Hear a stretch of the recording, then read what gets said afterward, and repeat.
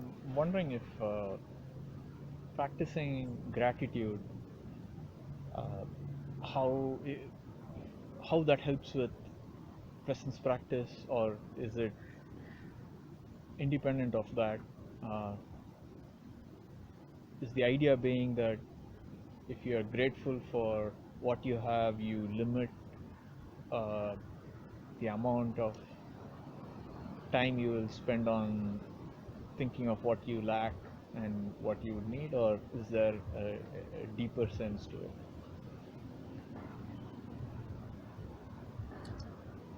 I think that what you described is a good practice for that level. If you're dealing with a lot of thoughts about things not working right and your situation being bad, depressive thoughts or worrying thoughts, then taking stock of what you have to be grateful for can soften that. So I guess I wouldn't call that presence practice so much. It's a kind of a side practice that can be helpful.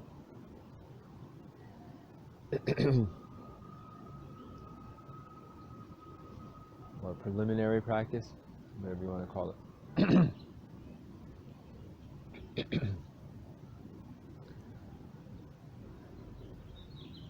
On the next level,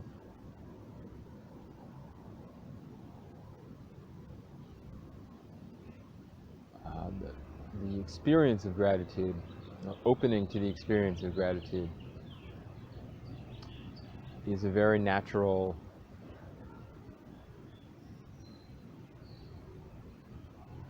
movement of the mind that starts to dwell in presence more.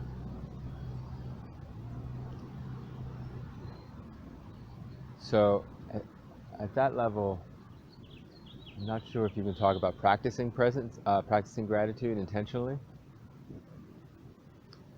You're not trying to make yourself grateful or thinking about the reasons you should be grateful. But you can notice that when you drop your story, when you drop your concerns, when you return to the aliveness of this moment, there's a natural sense of gratitude.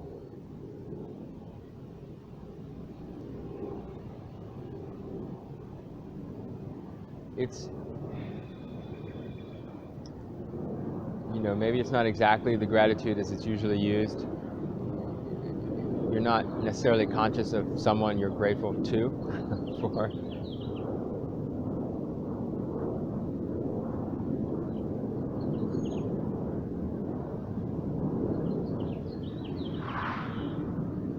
Just happy to taste presence and recognizing the beauty of everything as it's unfolding. Recognizing that suffering, aloneness,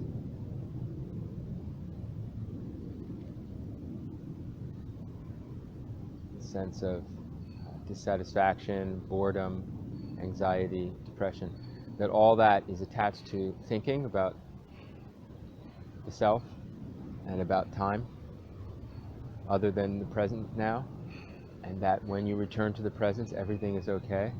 It's just a wonderful feeling that we might call gratitude.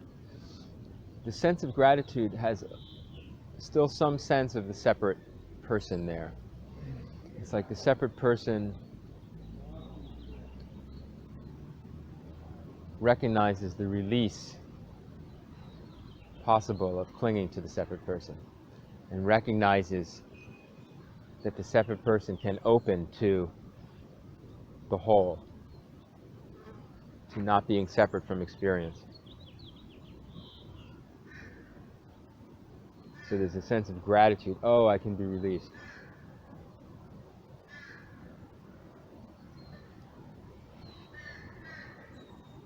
In a kind of samadhi, in deep presence, without much or any reference to the separate self, you can't really speak of gratitude.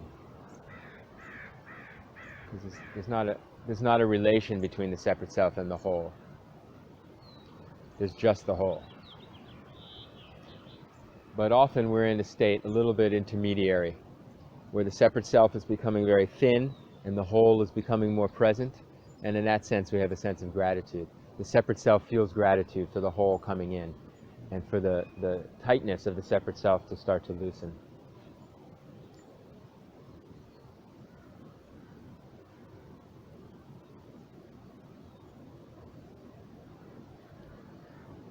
So from the separate self's point of view, we can say we're grateful to the whole for its beauty, its inclusion of us, right? And there is that emotional feeling. But when you totally let go of the self, then there's no division, so there's no one to be grateful and nothing to be grateful for.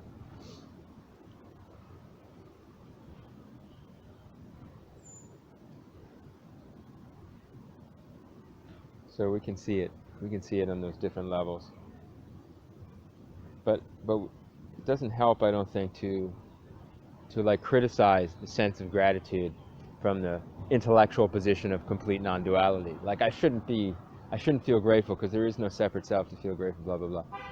That's not helpful, really. You know? It's a good feeling. You just let yourself feel it. It's part of the beauty of the movement of the universe. And sometimes you won't be conscious of the actual idea of gratitude anymore because it's just oneness happening. And then we go back into the sense of the self feeling constricted and then feeling the liberation. And it's just part of the repertoire of feelings that come as we move through how much we're letting go of separate self.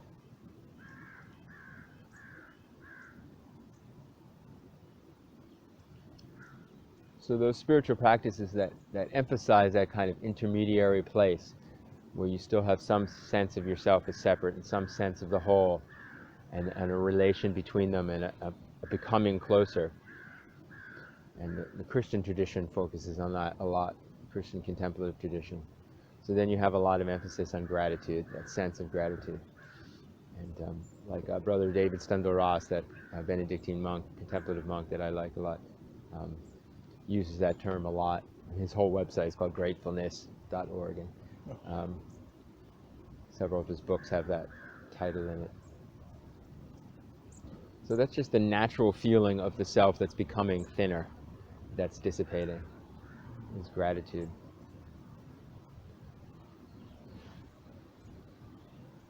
Yeah, because I noticed that presence practice, it's hard to abuse that because you constantly use an exercise to draw you back to presence.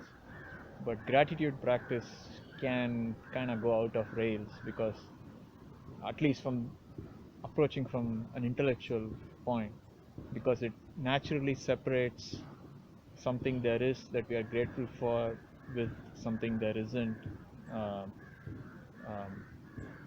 So anything you pick, it Keeps gives the rise to a separation. reality, Yeah. a different reality. Mm-hmm. Yeah, personally, I haven't resonated so much with intentional gratitude practice. And if you're most drawn to really focusing on non-duality, then I don't know if I'd advocate intentional gratitude practice, but you go through emotions that are like gratitude for sure, and being open to that and enjoying that and is not being critical of it I think is healthiest. But again, if you're in a difficult place, and intentional contemplating gratitude intentionally is helpful, then there's nothing wrong with it. And it's not going to block duality later, non-dual practice, non-dual practice later. I mean, you can do the practice that's appropriate to the time.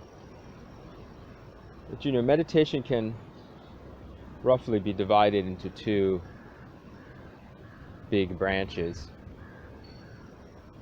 And Rupert Spira gave a little talk about this. Apparently it was World Meditation Day a couple of days ago. I don't know who thought that up, but apparently. So he gave a little talk for that, and he said basically there's two kinds of meditation. One kind is you use some object to focus your attention. So to get free of the habitual and very noisy and very busy and out of control mind, you pick something to focus and that's a disciplined, intentional practice to give yourself a break from that, to help get a break. So it might be a visual thing, it might be an internal visualization, it's a candle, it's a practice, a mantra, obviously a very common practice in Asian spirituality particularly, also in some Christian contemplative practices. And or it can just be your breath, which is common in Buddhism. Your breath and posture, maybe. There's counting your breath. I don't particularly recommend that, although it's interesting to try at some point if you're drawn to it. There's koan practice, where there's different ways koan practice is used, but one in which you're repeating it's more called huato practice, head word practice. You're repeating a certain phrase from a Zen story. Or it can be a phrase or a question like, who am I, which is, broader than the Zen tradition. So all these are different kinds and different levels of concentration practice, where you're giving yourself a break from the habitual mind, if they're effective, and becoming more concentrated on one thing. So that's very useful if your mind is very busy. The weakness of it tends to be when you stop applying that particular practice, the habitual mind comes back in. So it leans on the samadhi side and a little less on the wisdom side. The other main form of meditation, which is much less popular and common, but is what I generally talk about, is questioning in some way, whether it's intentional questioning or not, the person, the one who is all the thinking and habitual thinking and stories are on the behalf of, or that person that all that stuff is about. Going right to the core of who is it that is thinking all these things, and questioning that, not in an intellectual way, but bringing to light the fact that there is no one really there, or the observation or experience that there's no one there. And that's more on the wisdom side. So when you see that, all the root, the foundation of all that various thinking, instead of clearing it out with a certain technique of concentration, we just uproot it from, it makes no sense anymore. It just becomes senseless and purposeless. So we recognize there's just presence, there's no one there. There is no past and future to be concerned about or think about. There is no strategy to get happiness. All of those ideas and wandering minds and stories just have no reality to them, and they just dissolve, and you just enter presence without a particular discipline or exercise that is helping you do that. So that's a kind of a deeper and more long-lasting, more fundamental transformation, but also is more subtle and not subtle in terms of the degrees. It's incredibly powerful, but it's sometimes harder to access in concentration practices. And so there's no reason not to combine the two. But we should understand the distinction. We should understand that a concentration practice with an exercise still has a past and future, still has a goal, so it's still going to be, it's still subtly connected to suffering, because it still has disappointment and how am I doing, and development, I hope in the future I'll be this way, and right now it's not as good. It has all that in it. Whereas recognizing that there's no one there has no future and past, it has no hopes, it has no fears, it has nowhere to get to, it's completely relieved of any activity and any anxiety about activity.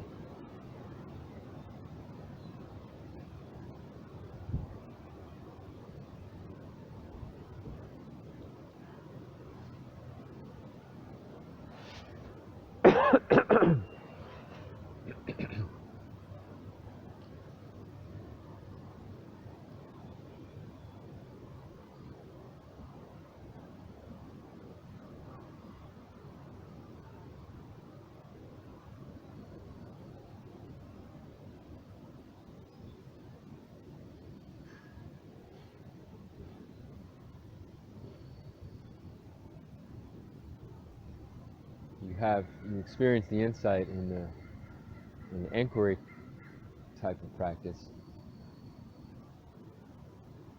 And when I say inquiry, you might start by actually asking, who am I, or what is this, in the form of a question. But it's not about keeping asking your question. That's just kind of a takeoff point. And you don't even need to ask a question, really. It's more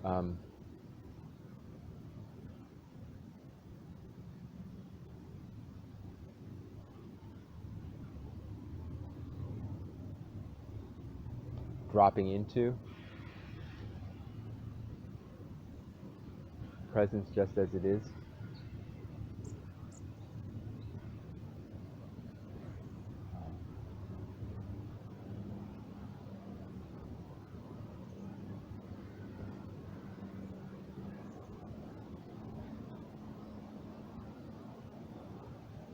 Allowing yourself to dwell there.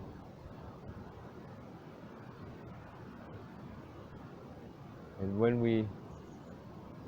that happens, we can have the insight that the only true freedom, the true joy that we always long for,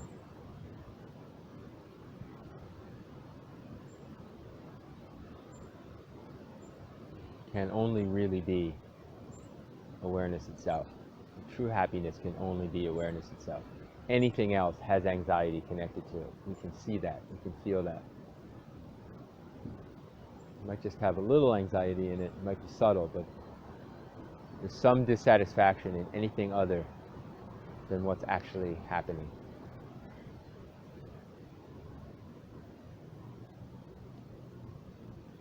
Any analysis, any going into the past and future, even a little bit, any going into our conceptual structures, is stirring the pot. We can feel it. That's starting to stir the pot. It might just be stirring the pot a little, but we can feel it disturbing the pot of real peace.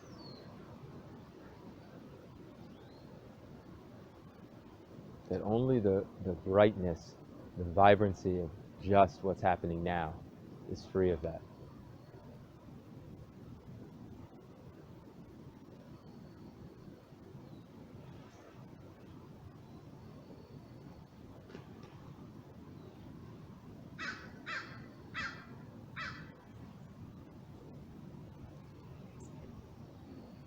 It's a big transformation to be convinced of that, to really let go of the belief we have in so many other things that are not present.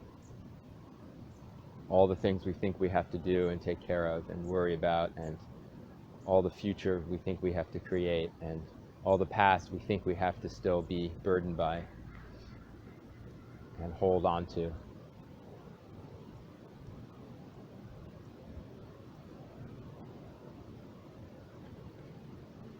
All our belief system, how we think the world is, that's not easy to let go of. But that's actually what needs to happen to fully taste presence.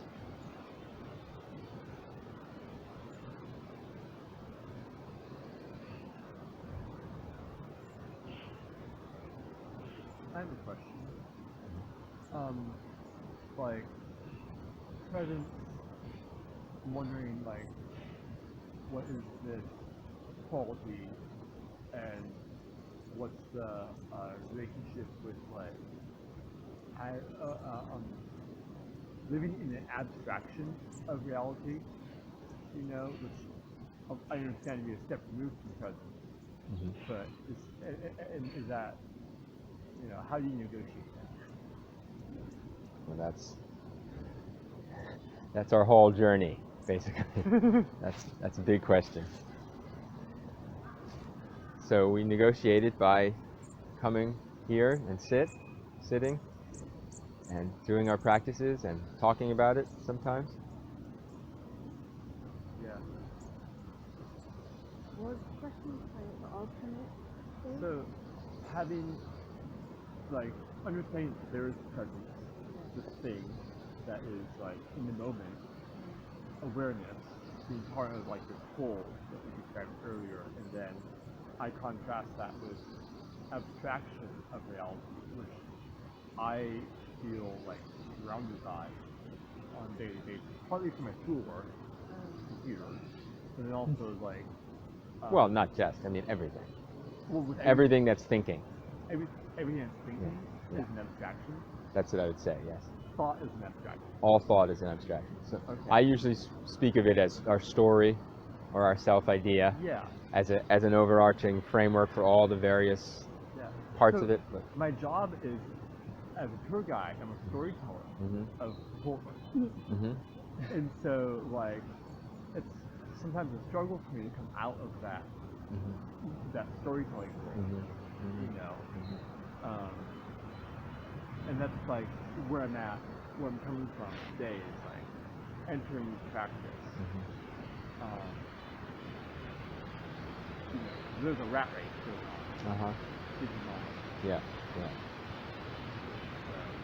So we have to recognize that, at least for most of us, we can take some time to try doing private retreat in a cave and not talking for lengths of time. It's useful practice, obviously. People have done it for centuries, and I've done it, and lots of people have done it.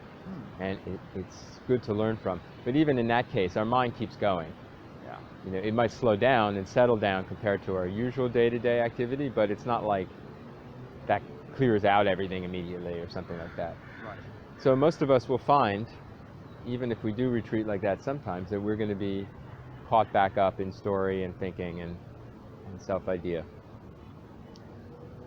So the point is to be able to access more and more easily through our practice the freedom from that, being able to drop that.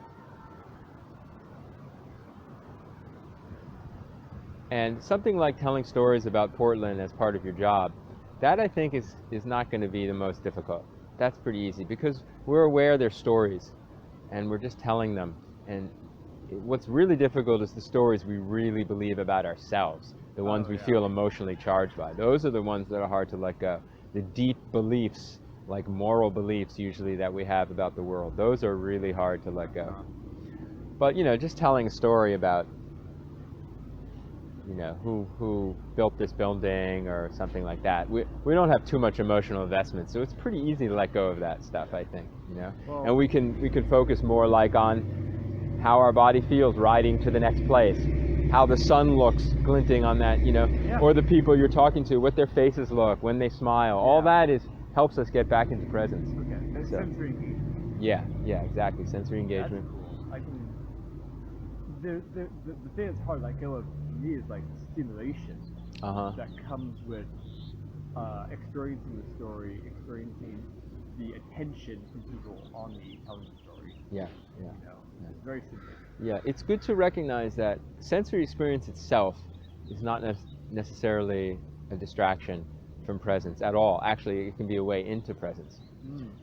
Often people talk about that, too much sensory experience, I need a break, or this is getting me confused or something. It's not the sensory experience. It's good to recognize it's not the sensory experience itself. It's the fact that those are triggering some belief system, some story that's causing suffering. So it might be wise to remove yourself from too much sensory stimulation. I'm not saying it isn't, but it's not the senses happening that's the problem. It's that's tweaking something in our belief system about ourselves. The response in here. Yeah, something else is being created in response to it. So it's the stories and the idea of self and others that's causing, that's the real source of suffering. That leads us into past and future, right? So something might come up in the sensory world, but then we think about, oh, that reminds me that I've got these things to do, I'm not doing well, or I've got this bad future coming, or this happened in the past and it's so sad and it's gonna, it triggers something, and it's that thing it's triggering. Just the sense itself is no problem, light, dark, colors, sound, smell, whatever.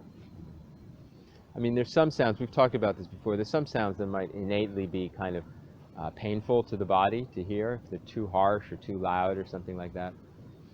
But that's, it's not usually a long-term problem. We just remove ourselves from those places, or we put something in our ears or something to soften that.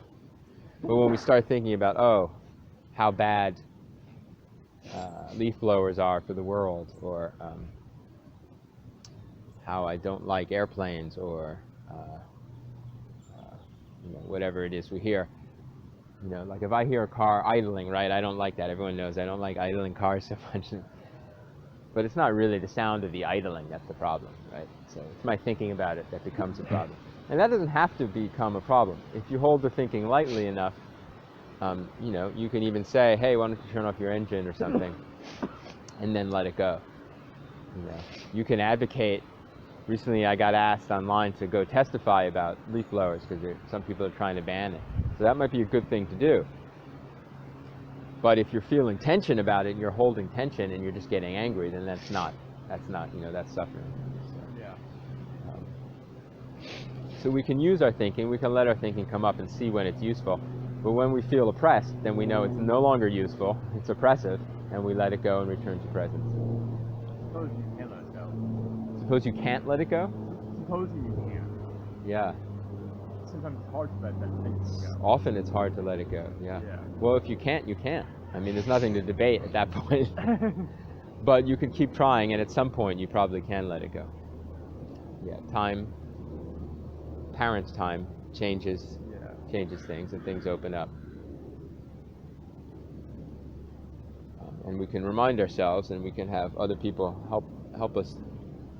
help to remind us, and we can set up a discipline for ourselves of sitting every morning and evening and during the day, stopping and standing and returning to our body, returning to our breath, returning to silence before eating, all kinds of little practices to help us remember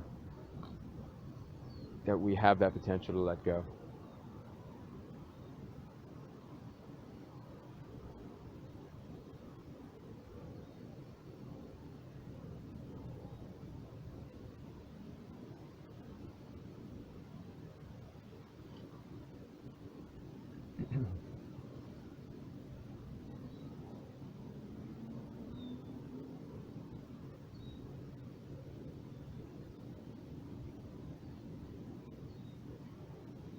As we engage with this practice, on whatever level we are, our confidence and our devotion can grow. So I talked about this a little last week.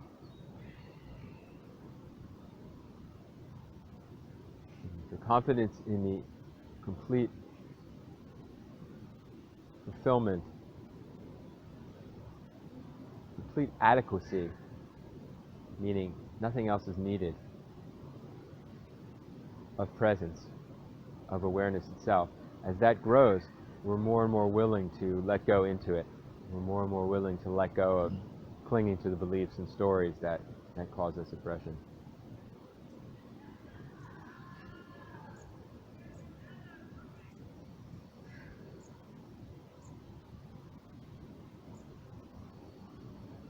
It's important to see, I think, especially for people with very analytical minds, very checking and evaluating minds. It's important to see that emptying into presence has nothing to do with checking to see how often you empty into presence, or whether you emptied into presence yesterday, or whether you're going to empty into presence in the next moment. Presence itself doesn't care. It doesn't have evaluation. When the evaluation comes up, you've sunk back into the thinking mind, the story mind. So presence is completely liberated only in the present. The mind that's thinking about how much we're present and how often we're present and how to get there again is not the mind of presence.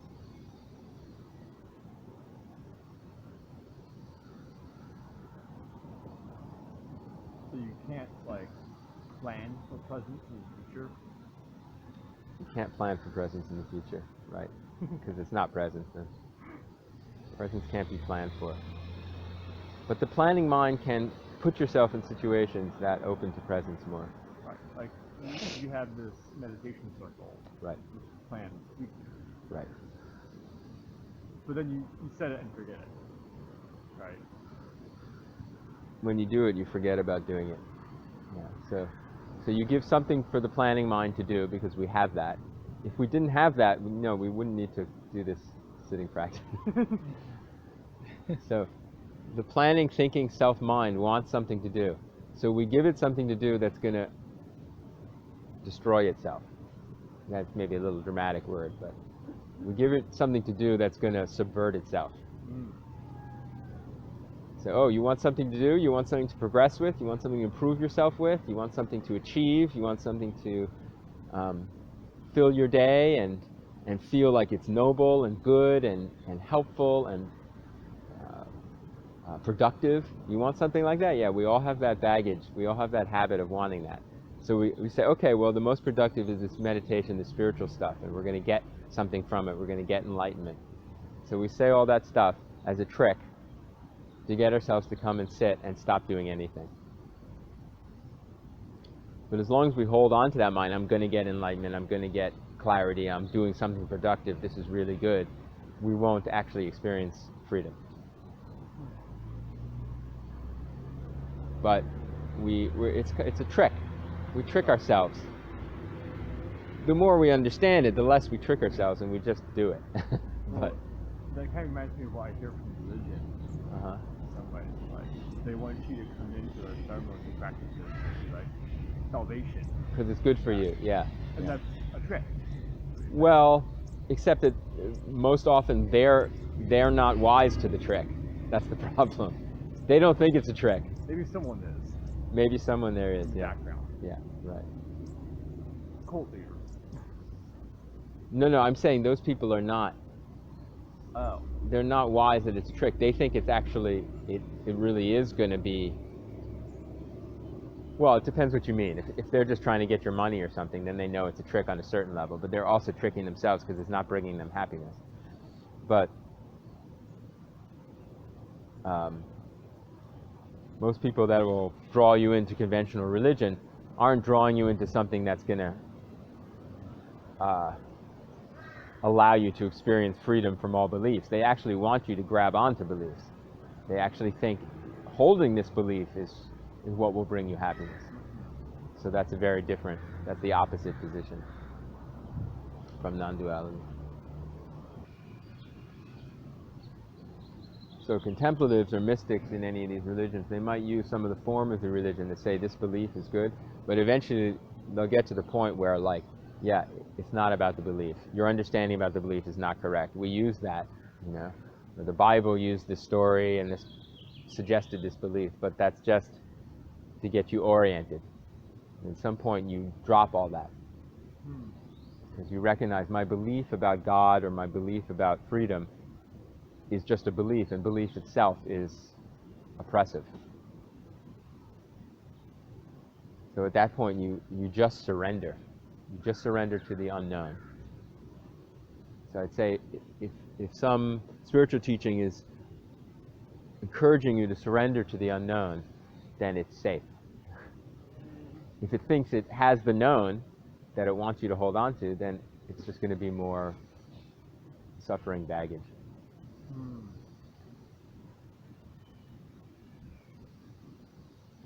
Because our heart doesn't want to know something, our heart wants to be free to fully appreciate what's actually happening, the beauty of being alive. The beauty of being alive is not somebody's idea or your idea. It's more fundamental than idea. It's more fundamental. It's what's happening. Before your ideas, after your ideas, in between your ideas, always. It's what's happening. It's already accomplished. So what you want to accomplish is only an obscuration of appreciating what's already accomplished. Even saying already accomplished is a concession to the thinking mind. But so we have to recognize that whenever we're seeking, we're believing a story of lack, of inadequacy, and that we need something to make us adequate. And when we experience true love, what I would call true love, belonging, we recognize there's nothing we need. We still might offer a hug or not offer a hug. It doesn't matter. Yeah. We find a practice that helps us be more free, be more peaceful, then it's good to do that frequently. But it's also good to notice when we're dependent on a certain practice, and that is actually creating tension and limiting our experience of peace and freedom. When we're what? When we're dependent, Dependent on a practice. Oh, Yeah, we feel we need this practice, and we can't always get this practice, so when we can't get it, then we start to suffer. Then we know we'll become dependent on it. We don't want to be dependent. We have to use practices, but not be used by them. Not have to have them. Then we have a great sense of freedom. We find there's infinite ways to access presence in any moment, free of any particular condition.